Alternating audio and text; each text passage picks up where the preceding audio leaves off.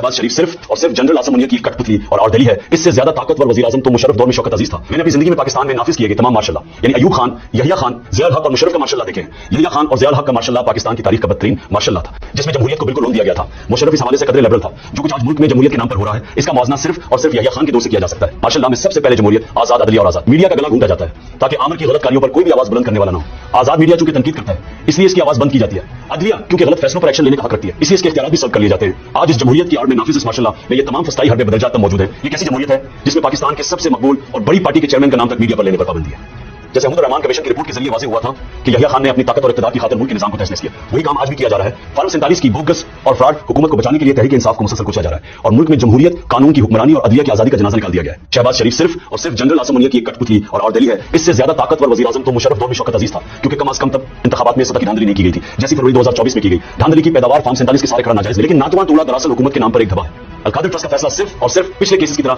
मेरे ऊपर दबाव डालने के लिए लटकाया जा रहा है, मगर मैं मुतालबा करता हूं कि यह फैसला फौरी तौर पर जारी किया जाए, क्योंकि जैसे पहले इद्दत केस और साइफर केस में आपका मुकाला हुआ, अब भी वही होगा। अलकादिर केस बिल्कुल एक बोगस केस है, इसमें दूर दूर तक कोई मेरिट नहीं। मैंने कोई बिलावल हाउस नहीं बनवाया, बल्कि एक दूर दराज देहात में कौम के बच्चों के मुस्तकबिल की खातिर एक फलाही इदारा कायम किया, जिससे मुझे एक रुपए का फायदा नहीं हुआ और ना होना है। अलकादिर ट्रस्ट यूनिवर्सिटी भी शौकत खानम और नमल यूनिवर्सिटी की तरह एक अवामी मदद से चलने वाला फलाही इदारा है। हमें वाज़ेह तौर पर कहना चाहता हूं कि मैं नवाज शरीफ और जरदारी की तरह नारो नहीं हूं और अदालतों से अपने केसेस खत्म करवाएंगे। बुशरा बीबी का किसी से कोई राब्ता नहीं है, ये महज प्रोपेगेंडा है। हमारी मुज़ाकराती कमेटी ही इन मामलों को देख रही है। इस्लामाबाद कत्लेआम को 6 हफ्ते हो चुके हैं। हमारे गुमशुदा अफराद को लेकर हुकूमत की तरफ से कोई पेशरफ नहीं की गई। ये मुज़ाकरात की कामयाबी में हुकूमत की गैर संजीदगी का मुंह बोलता सबूत है। पाकिस्तान में मईशत का हाल बदतरीन है, ग्रोथ रेट सफर है।